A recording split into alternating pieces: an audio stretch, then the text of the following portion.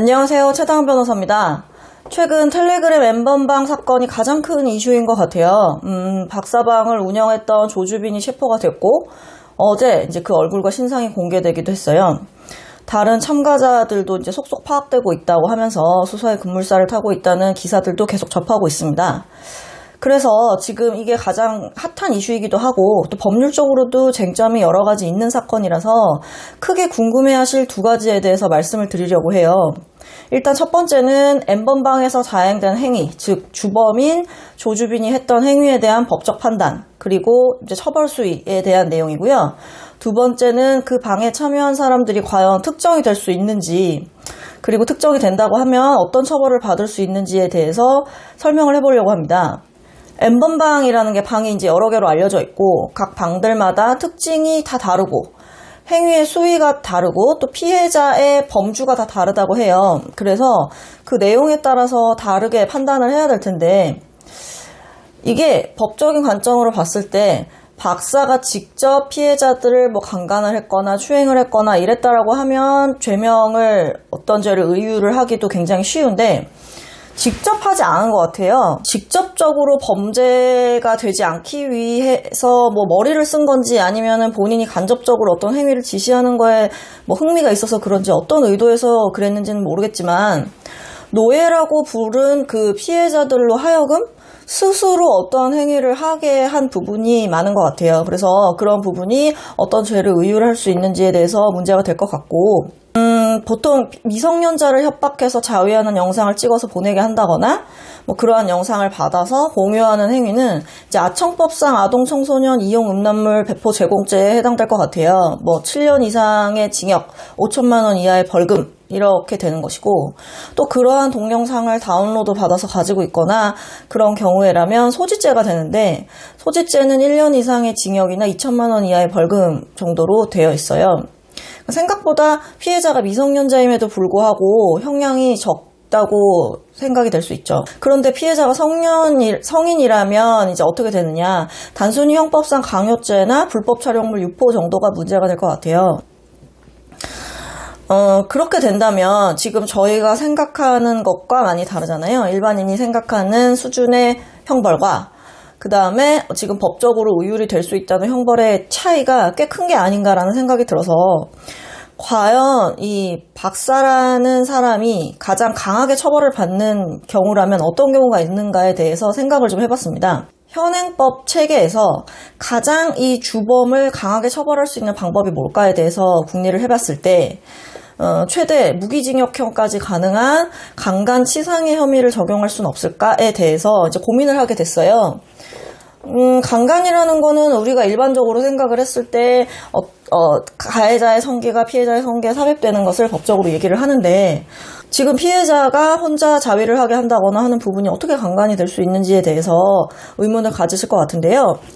일단 간접정범이라는 개념이 있어요. 그게 뭐냐면 처벌받지 아니하는 자를 이용을 해서 어떠한 범죄를 저지르게 하는 것인데, 유사강간이라는 것이 일반인 분들에겐 굉장히 낯선 단어일 수 있는데, 유사강간이 뭐냐면 쉽게 피해자가 자위하는 영상을 찍게끔 하는 것에 이제 대비를 해서 설명을 드리자면, 피해자의 성기에 타인의 성기가 아닌 어떤 도구라던가 손가락이라던가 이런 신체의 일부가 삽입되는 경우에 유사강간이라고 얘기를 하는데요. 유사강간도 강간으로 보기 때문에 벌금형이 없어요. 그러니까 2년 이상 유기징역에 처하도록 되어 있고, 만약에 자기가 자위를 하는 행위이기 때문에 자기가 어떤 도구를 자기 성기 안에 삽입을 한다거나 그런 것이 죄가 되지는 않겠죠. 그렇지만 그게 자의에 의해서 한 게 아니라 타인이 협박을 통해서 억지로 그러한 행위를 하게 했다고 하면 간접정범이라는 개념을 도입할 수도 있지 않을까?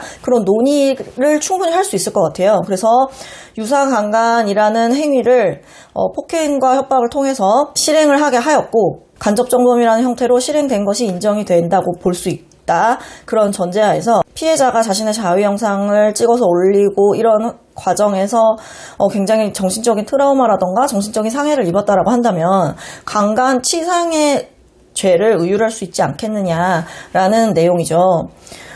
1년 이상의 징역이나 2천만 원 이하의 벌금, 그리고 2년 이상의 징역, 5천만 원 이하의 벌금, 이렇게 되는 것이고, 또 그러한 동영상을 다운로드 받아서 가지고 있거나 그런 경우에라면 강간치상을 저지르게 되는 경우는 강간상해도 마찬가지고 무기 또는 5년 이상의 징역형에 처하도록 되어 있어요. 그렇기 때문에 간접정범이라는 개념과 피해자가 이러한 행위로 인해서 정신적인 상해를 입었다라고 한다면 강간치상해형을 부과할 수도 있게 되는 것이라는 것이죠. 이렇게 되면 무기징역형을 선고하는 것이 가능하고, 더욱이 이 사건의 경우에는 피해자가 한 명이 아니라 수십 명, 100명까지도 있다는 얘기가 들리고 있는데, 그렇게 굉장히 다수이기 때문에 충분히 가능한 이야기가 아닐까라는 게 저의 생각입니다. 물론 지금까지 나와 있는 N번방에서 이뤄진 굉장히 엽기적이고 충격적인 범죄 행위들이 다 주범 한 사람이 저지른 것이라고 볼 수가 없고, 저희가 지금 거기까지 정확하게 알 수는 없기 때문에 뭐라고 정확하게 특정 짓기는 어렵지만, 일단 들리는 행위들에 있어서 가장 핵심적인 부분, 그리고 주범이 했던 행위에 대해서 가장 강하게 현행법으로 처벌하는 게 어떤 게 있을지에 대한 논의였고요. N번방이라는 게 방이 여러 개이다 보니까 일부 방에서는 참가자들이 피해자에게 실제로 강간이나 중간간의 행위를 하기도 했다고 하거든요. 그러면서 그 행위를 공유하고 영상을 공유하고 이런 식으로 관전하는 방도 있었다고 해요. 이러한 행위에 대해서 어떤 식으로든 해당 방에서 관여한 사람들은 교사범이나 공동정범의 죄로 충분히 유율할 수 있다. 그런 것은 일반적인 통설인 것 같고, 그렇기 때문에 범죄단체 조직죄를 적용해야 되는 것이 아니냐라는 얘기가 나오고 있는 것이거든요. 일부 기사를 보면 N번방의 참가자들이 변호사 사무실들에 굉장히 이제 문의 전화를 많이 하고 있고, 많은 성범죄 사건을 하고 있는 변호사 사무실들에 이런 문의가 쏟아지고 있다라는 식의 기사나 얘기들이 전해지는 것 같은데, 저희 사무실이나 주변 사무실들의 얘기를 직접 들었을 때 아직까지 그렇진 않은 것 같아요. 무슨 26만 명이네, 6만 명이네, 여러 가지 설이 있기는 하지만 그의 N번방을 이용했던 사람이 굉장히 다수인 거는 맞는데, 아직까지 주범이 아니라 그 방에 참가했던 사람들에 대한 얘기나 어떤 상담이라던가 그런 부분이 없는 이유가 뭘까에 대해서 생각을 해봤을 때, 그거는 아마도 텔레그램이라는 보안이 상대적으로 강력하다는 어플리케이션을 이용해서 이번 범죄를 저질렀고, 또 금전적인 거래 역시 이제 가상화폐를 사용해서, 코인을 사용해서 거래를 했기 때문에 본인이 노출되지 않을 수 있다는 어떤 믿음, 기대를 가지고 있기 때문에 그런 것 같아요. 가상화폐가, 다시 말해서 코인이 범죄에 이용된다는 얘기를 많이 들어보셨을 거예요. 왜냐하면 익명성이 보장이 되고 거래 정보가 이제 숨겨져 있다고 알려져 있기 때문에 마약 거래에서도 요즘에는 현찰 거래나 계좌를 통해서 거래를 하는 게 아니라 대부분 비트코인이라든지 이런 가상화폐, 코인으로 하는 게 현실이란 말이에요. 그런데 우리 같은 사람들이 일반적으로 코인 거래를 할 때는 거래소를 이용해서 거래를 하게 되는데, 거래소를 이용해서 이런 코인을 거래하게 되면 해당 계좌를 사용한 개인의 신상이 노출될 수밖에 없어요. 이 부분에 대해서 굉장히 많이 착각을 하고 계셔서 제대로 아셔야 되는 게, 코인으로 거래를 하면 들키지 않는 것이 아니라, 들키지 않는 범위는 개인 간의 어떤 특정 거래에 한정되는 것이고, 우리가 일반적으로 거래를 하듯이 거래소를 통한 거래는 모두 다 확인이 가능하고, 마약 거래 역시 코인으로 아무리 거래를 한다라고 하더라도 모두 다 발각되고 있고 검거가 되고 있는 게 현실이라는 겁니다. 이번 N번방 사안에서도 거래소가 수사에 적극적으로 협조하겠다라고 이미 밝힌 상황이에요. 그렇기 때문에 해당 거래소로 거래를 했던 정보가 모두 다 공개가 될 것이고, 수사기관이 그것을 파악을 할 것이기 때문에 실질적으로 이 사건에 연루됐던 사람들이 피하기는 어려울 것 같고, 더 이상 숨어 있는 것이 정답은 아닐 것 같아요. 다른 사람은 몰라도 본인은 알잖아요. 내가 N번방에 참여를 했던 사람인지, 비트코인으로 거래를 해서 입장료를 내고 그 방에 들어갔던 건지, 아니면 그 방에서 어떠한 행위를 했는지 본인은 정확히 알고 있기 때문에 단순히 나를 찾지 못할 거야, 내가 특정이 되진 않겠지라는 막연한 믿음을 가지고 있어서는 안 될 것이고, 만약 내가 그러한 문제가 되는 행위를 했다라고 하면 빨리 변호인의 조력을 받는 게 본인을 위해서는 최선이에요. 왜냐하면 디지털 성범죄 같은 경우는 증거물을 은닉하거나 폐기하거나 하기도 워낙 용이하고, 그렇기 때문에 구속수사를 시작하는 것이 통상적인 경우예요. 또 증거물 자체가 다른 성착취 자료로 손쉽게 재유포가 될 수도 있고, 이러한 특징이 있기 때문에 기본적으로 피의자가 특정이 됐다라고 한다면 그 사람을 구속 수사를 하면서 추가적으로 이 사람이 사용했던 PC라던가 외장하드라던가 아니면 휴대폰에 대한 압수수색이 동시에 진행이 되기 때문에 그때 돼서 자신의 범죄에 대해서 어떤 대응을 하겠다, 변호를 하겠다라는 거는 사실상 쉽지 않을 수가 있다. 그렇기 때문에 내가 그러한 범죄를 저질렀다고 인지하고 있다면 최대한 빨리 관련 자료들을 가지고 변호사 사무실에 가서 상담을 받아보는 게 그나마 본인이 한 행위에 있어서 최선이라고 저는 생각을 해요.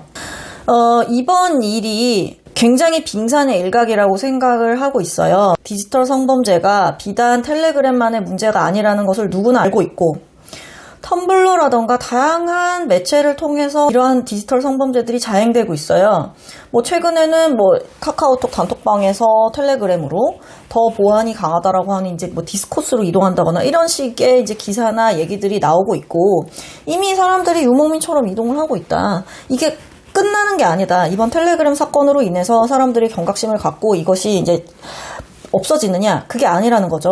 그렇기 때문에 지금 논의가 되는 것은 이러한 범죄에 대해서 얼마만큼의 형량을 매기는 것이 일반인들이 생각하는 그런 상식과 부합할 수 있는 것인가? 과연 이러한 범죄가 파급력에 비해서 적절한 수위로 처벌이 되고 있는 것인지에 대해서 사람들이 깊이 있게 이제 의문을 갖기 시작했고 이것에 대한 논의가 앞으로 계속 진행이 될 거예요. 그렇기 때문에 특별법을 제정한다거나 아니면은 지금에 있는 법을 개정을 해서 일반인이 생각하는 어떤 처벌의 수위와 실제로 판결이 내려지고 있는 처벌의 수위가 간극이 있다면 그 간극을 메우는 노력이 앞으로 계속 진행이 될 것이고 제가 생각했을 때 이러한 범죄들은 앞으로 처벌 수위가 굉장히 높아질 수밖에 없어요. 그렇기 때문에 단순히 호기심이라던가 어떤 흥미를 위주로 이런 행위를 하는 것은 굉장히 위험한 것이고 그런 변명이 이제 통하지 않는 사회가 될 것이다. 그렇기 때문에 이러한 행위를 하지 않는 것이 가장 중요하고 만약 했다라고 하면 최대한 빨리 손절을 하시고 그 다음에 변호인과 상담을 하시면서 본인의 죄에 대해서 어떠한 처분이 내려질 것이며 어떤 식으로 대응을 하는 것이 좋을지에 대해서 깊이 생각을 해보시는 게 가장 필요한 일이 아닐까 생각이 듭니다.